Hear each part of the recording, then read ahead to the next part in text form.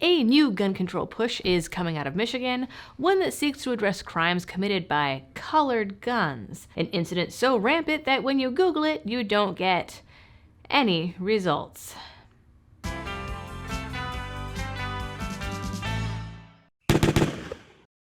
Hello everyone and welcome back to the channel. As you guys can tell, I am feeling better, but now Liberty Husband and Liberty Toddler both are pretty sick, so this one is going to be a quick one, so I will jump right into today's sponsor, and that is Blackout Coffee Company, your Second Amendment roaster based out of sunny Florida. They have amazing flavors of coffee, tea, and hot chocolate, and every purchase through my link helps support the channel. Blackout also supports veterans and soldiers overseas, and even has special partner roasts where part of every purchase goes to some of the best gun rights groups out there, like GOA and FPC. So to support them and support the channel, go to blackoutcoffee.com/libertydoll, and if you have not used it before, my code LibertyDoll will get you a one-time 20% discount, so check it out down there in the description. And yeah, I'm pretty sure we picked this up at the indoor playground for Liberty Toddler's birthday. Thanks for the birthday gift.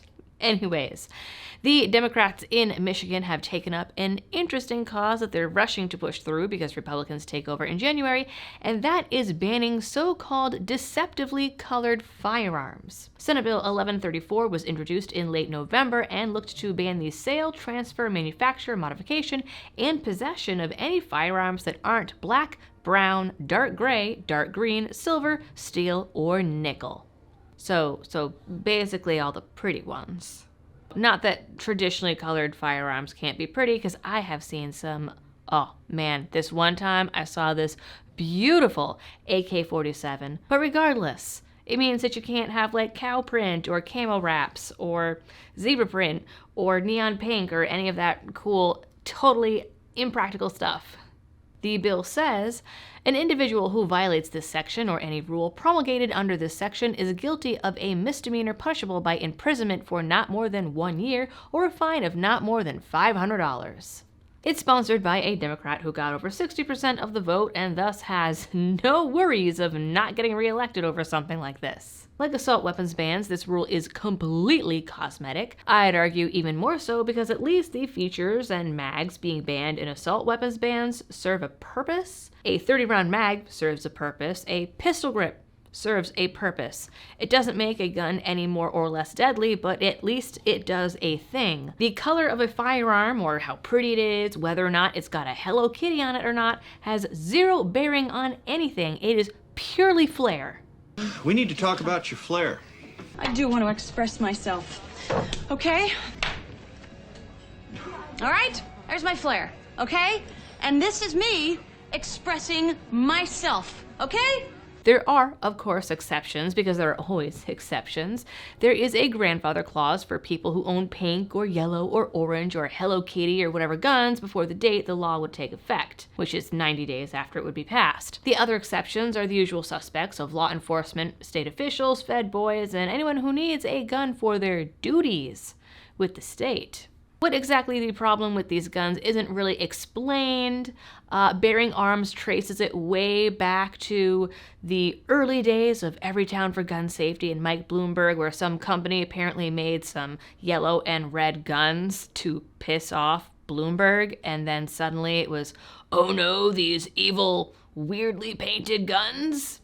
But this bill doesn't mention that, nor does it really explain how it's no longer a problem if a state agent or law enforcement officer is the one holding it. What's even weirder is the bill also calls these covert firearms and defines a covert firearm as one that looks like a pen or is disguised to look as a cell phone, which I'm pretty sure is just a novelty, or separately guns that are painted to look like other things or colors that guns are not typically painted, which is a really weird, convoluted definition, and I fail to see how a gun with zebra stripes or the color of bubblegum is somehow covert or more easily concealed, unless you're trying to argue it looks more like a toy, but people get shot for toy guns all the time, so I don't really see the connection here.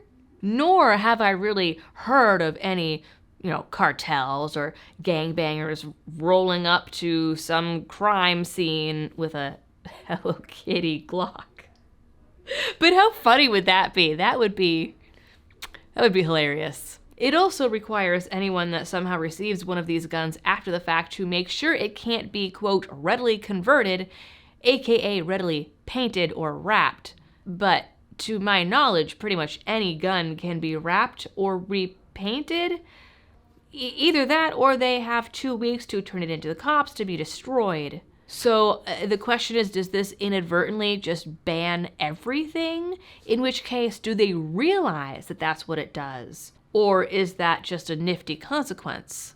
What's also kind of ironic is that this will disproportionately affect FUDs who might otherwise vote Democrat, and women, because while I do not own a Tiffany blue or zebra print gun, they are wicked cute, and I would have one if I had infinite money and didn't care so much about practicality.